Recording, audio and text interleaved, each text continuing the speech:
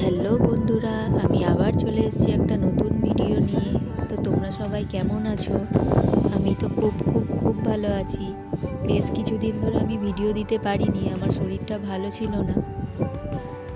তো আজকে বরের সাথে একটু ঘুরতে বেরিয়ে গিয়েছিলাম, সকালবেলাতেই ঘুরতে বেরিয়ে গিয়েছিলাম।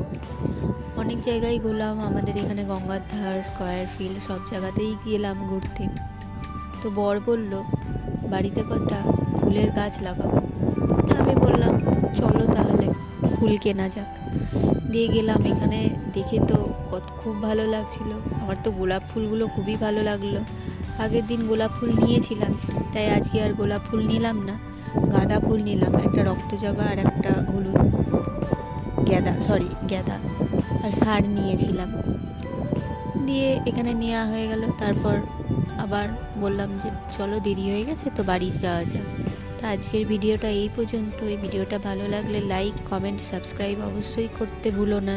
Bye bye.